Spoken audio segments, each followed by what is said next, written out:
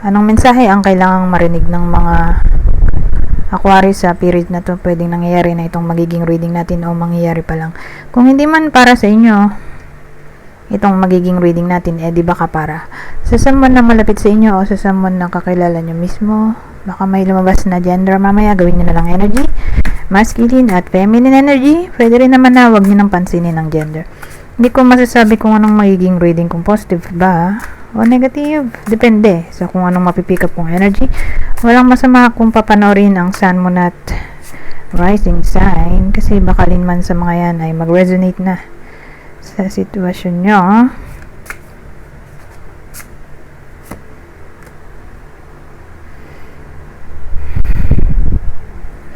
Well, may babae dito. Pwedeng babaeng tao o lalaki kung introvert. Ang dating nagiging matapang siya. Kumbaga, whether ganun talaga siyang klaseng tao or sabihin natin wala siyang ibang choice kundi maging matapang. Kumbaga, nilalakasan na lang niya ang loob niya in times of crisis. Probably yung crisis ay may kinalaman sa Five of Pentacles. Kasi may tayo, the Tower. More like disaster, crisis. All about financial issues. Pero tingnan natin, ano ba tong Five of Pentacles na to?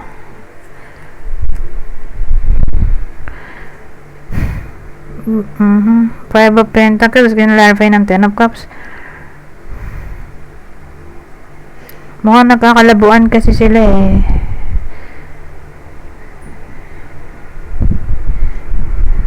May family dito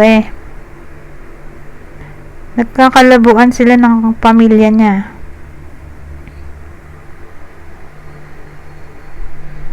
So, ang bida pala natin ay pamilyado. Or kung di man kayo ay pamilyado di tatama na to sa kakilala niyong pamilyado. Nagkakalabuan sila dahil may Five of Pentacles tayo. Pero maganda sa Five of Pentacles, temporary lang naman yan. Temporary hardship. Teka. Mamaya nakatakip pala yung mic. Diyos ko. Baka masayang ang effort ko. Kailangan kong tingnan.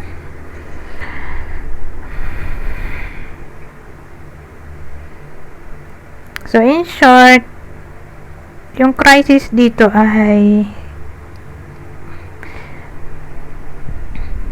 problema sa pamilya o relasyon. Bakit kaya?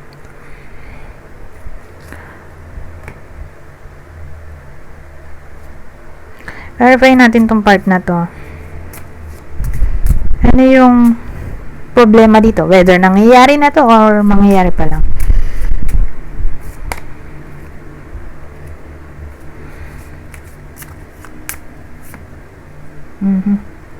Dalawa pala Tchanan.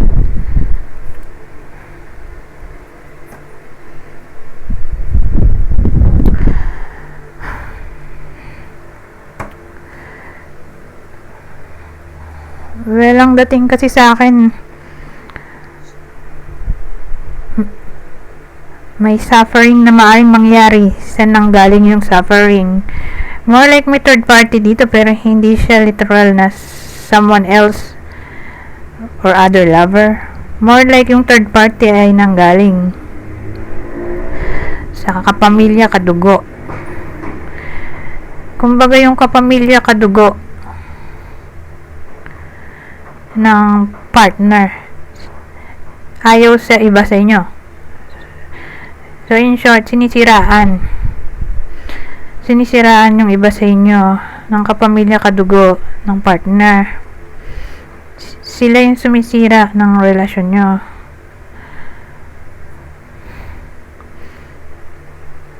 Bayan dating dito may nagmamanipulate. Pwede rin ganun. Or kumukontrol sa partner ng iba sa inyo. So again, kapamilya, kadugo. niya mismo. Yun yung nagpapahirap sa connection na to.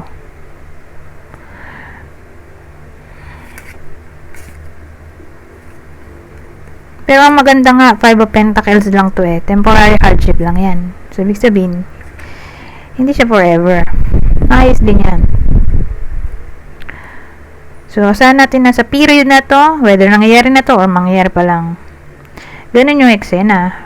Pero, since temporary hardship, ibig sabihin, matatapos din. Okay, hindi siya pang matagalan. Baka nga sa period din na to, ma-solve din agad. Or, after ng period na to, maging okay din ang lahat. So, para sure. Maglagay tayo ng ibang detalye.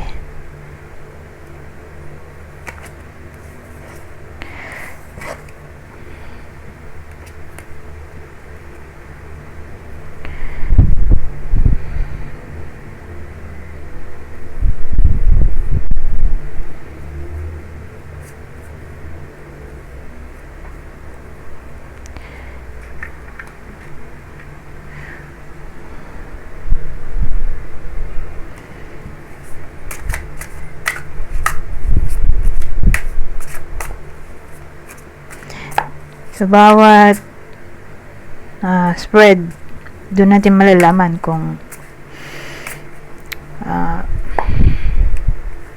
ano bang mangyayari. Kung temporary hardship lang ba talaga yon, nadala ng 5 of Pentacles, makikita natin sa future. Pero mamaya pa yun.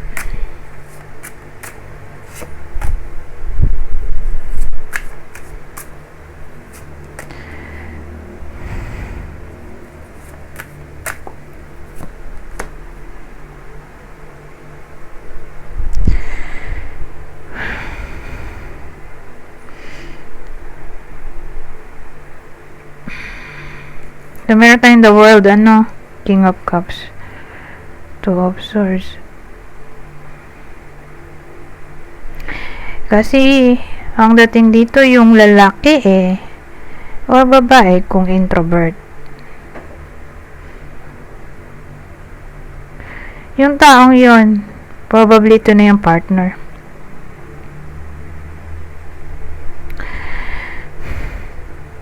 Ano siya more like wala siyang ginagawang aksyon, bubulag-bulagan lang siya dito. Ayaw niya mangialam ba? Maaaring yung iba sa inyo ay nakakaaway yung kapamilya kadugo, whether nangyayari na to o mangyayari pa lang. So again, kapamilya kadugo ng partner na para bang ayaw mangialam o patay mali siya yung partner dito.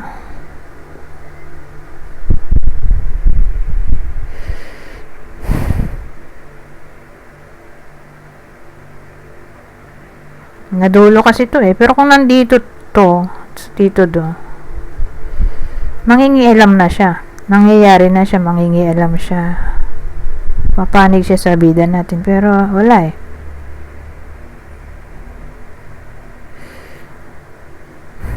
50-50. Ito yung success 2 of Swords. Pag ganyan na pinapanigan. Or confused. Hindi niya alam kung kanino siya papanig.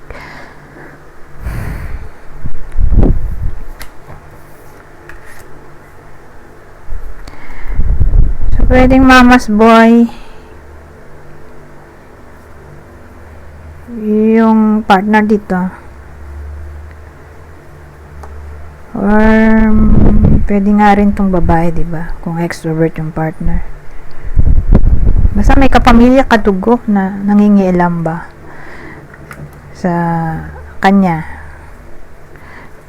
or sa relasyon na to. Baka yung iba sa inyo ay nakikitira sa kapamilya ng asawa. Ngayon nga, Di makapag-desisyon yung magkarelasyon dahil nga kailangang isaalang-alang palagi yung kasama sa bahay, or syempre magulang niya yon, magulang ng partner, dun sila nakikitira. So dating walang power yung iba sa inyo dahil nga nakikitira lang. So ganyan dating may mga sinasabi yung kapamilya kadugo ng partner tungkol sa iba sa inyo. So tingnan natin yung future outcome.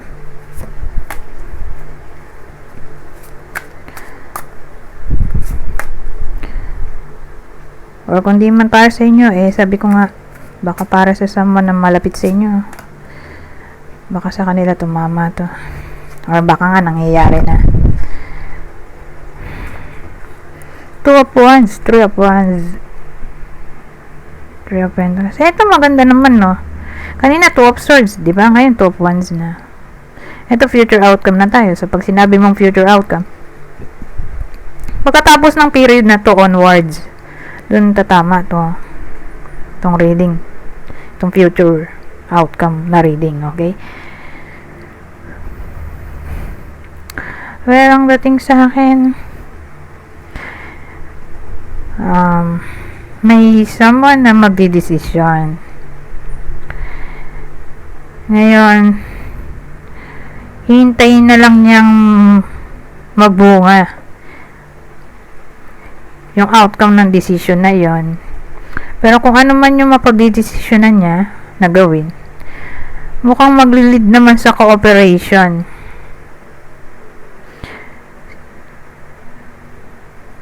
O teamwork.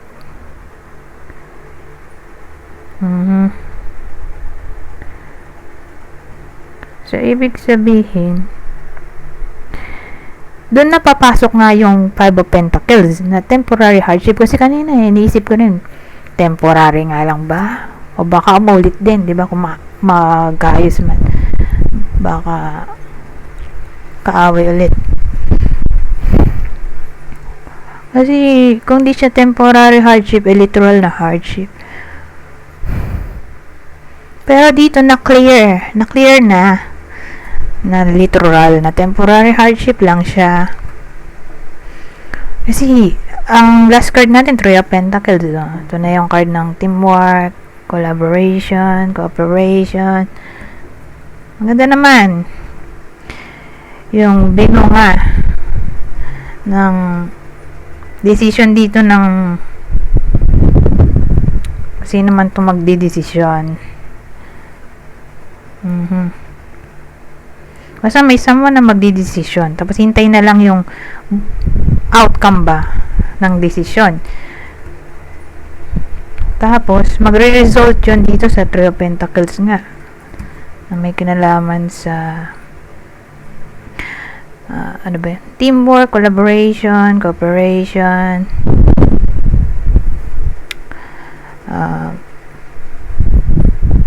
success. Okay?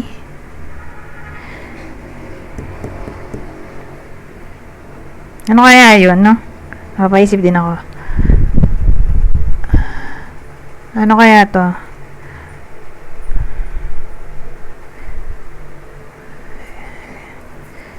Itong Two of Wands.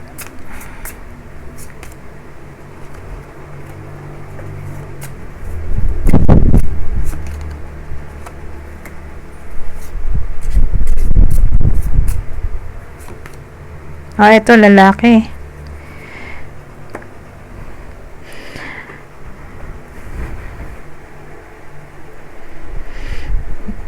So, ito nga yung partner, yung sabi ko kanina.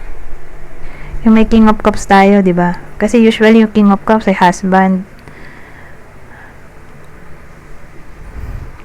So, bagay, King of Pentacles din naman. Pero sa akin, yung husband kasi dito, hindi sila kasal. Yung King of Pentacles, para sa akin, yun yung kasal.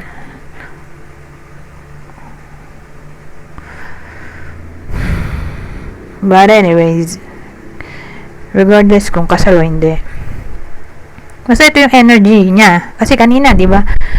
Ano siya, patay mali siya. Wala siyang ginagawa. Ayaw niya mangialam. So, ngayon, ang dating dito, more like, mangingibabaw ang pagmamahal nung partner sa bida natin. Kaya lang, di ko nga alam kung sino ba yung bida natin. Babae ba, lalaki. Pero, sabihin na lang natin, yung partner nga ay lalaki. Lalaking tao yung partner kasi dito or babae o extrovert. Mangingibabaw yung pagmamahal niya sa bida. At kakausapin niya yung relative niya o family member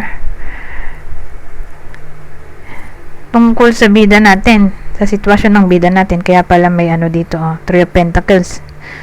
So dahil mangingialam na yung partner at ipagtatanggol niya yung bida natin, kaya papasok yung cooperation, teamwork, collaboration, o sabihin natin successful outcome,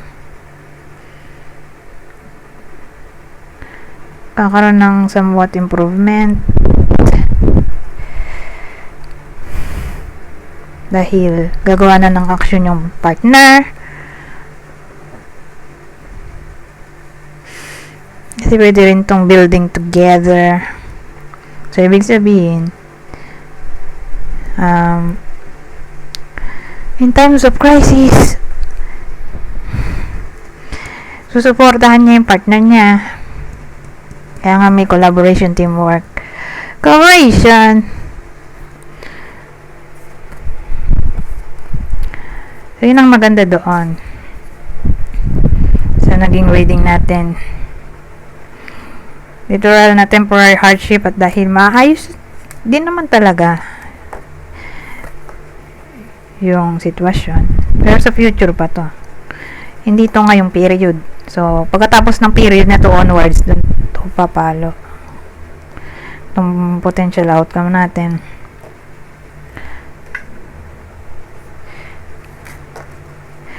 Ngayon,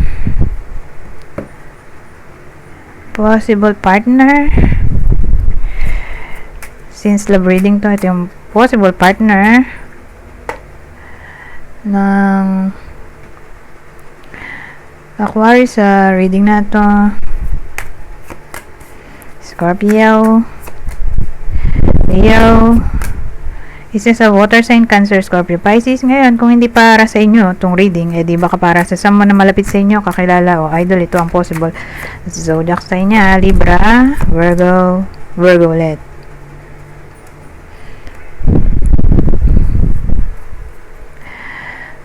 May isa pa tayong clue.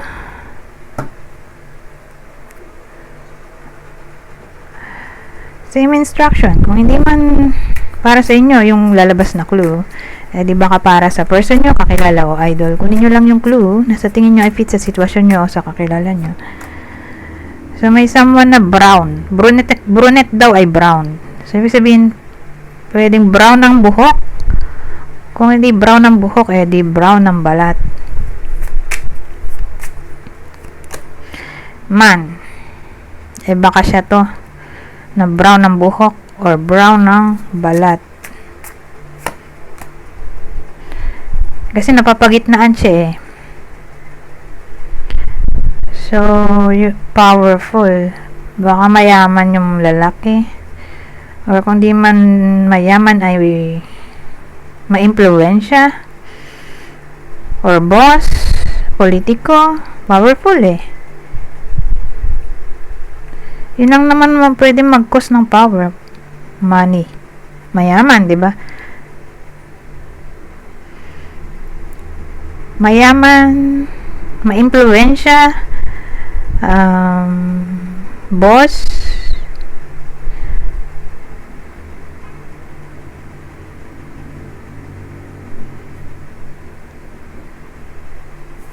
ganun. Pero kasi sa case na to, hindi naman siya naging powerful, di ba? Nung una nga, hindi siya nangingialam. Pero dun siya papalo sa ganong case. Mayaman, ma-impluwensya, or boss, pwede rin politiko, o nasa gobyerno nagwo-work.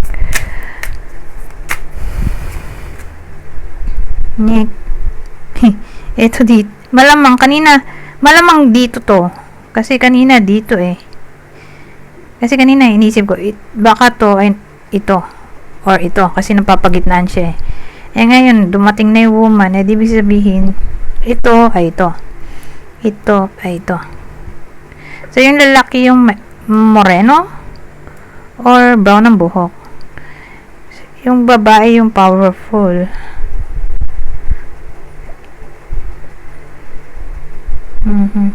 Yung mga sinabi ko dito, siya yon.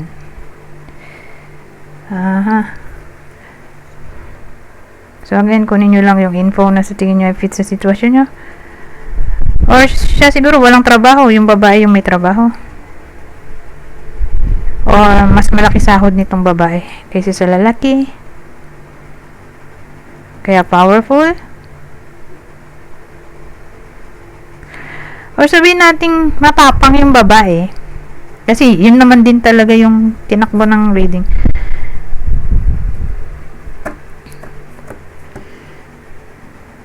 Kasi yung lalaki ayaw niya mangialam nung una eh, di ba?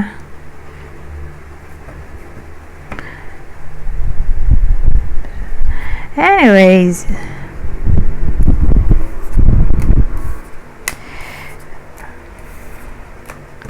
dito na tayo sa prediction. General prediction.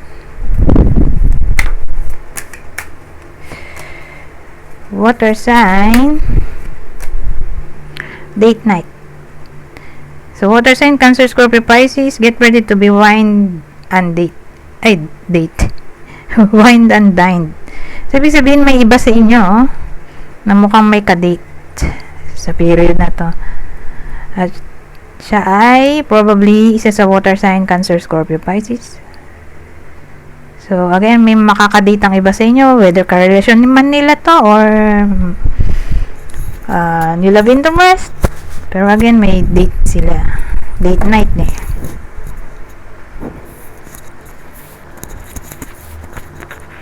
Teka, ayusin ko lang yung microphone ko. Sana hindi tumatama yung hangin.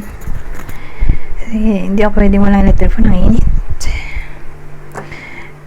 So again, sana hindi tumatama yung hangin sa microphone. Whether planned to or unexpected. So again, may date night na maaaring mangyari sa period na to. At ang kapartner o love interest ay pwedeng Cancer, Scorpio, Pisces.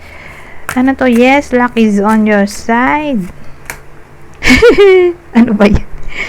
Ang sakit ng ulo ko. No, it's not the right time. Yes, no.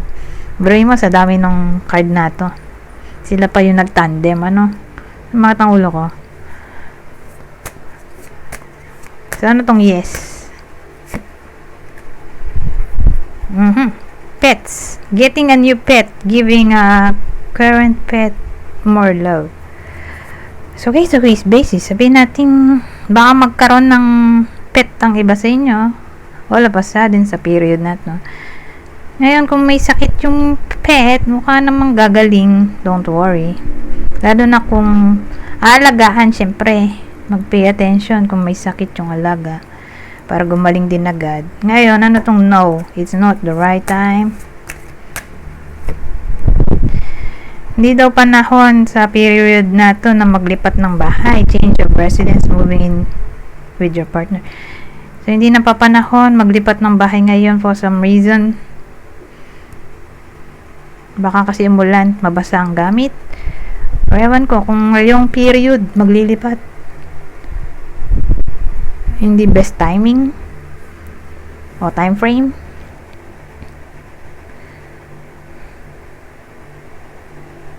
Ngayon, ibang case, hindi daw right time mag-move in together yung mga magjojowa for some reason.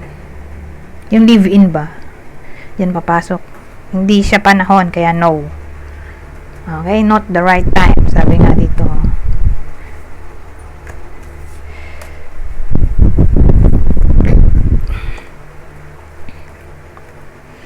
Ngayon, dito na tayo sa general advice. So, dito sa general advice, kukuha lang ako ng 3 card. Kunin nyo lang yung message na sa tingin nyo fit sa sitwasyon nyo, ha? Babasahin ko na lang para mabilis. Dali lang namang intindihin to dahil basic English lang to.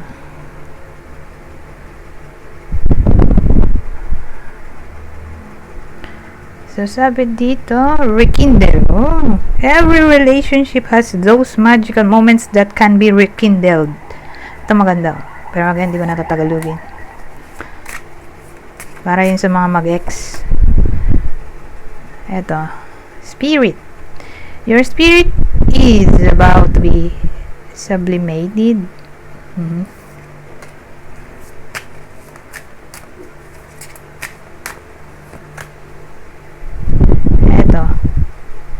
Link.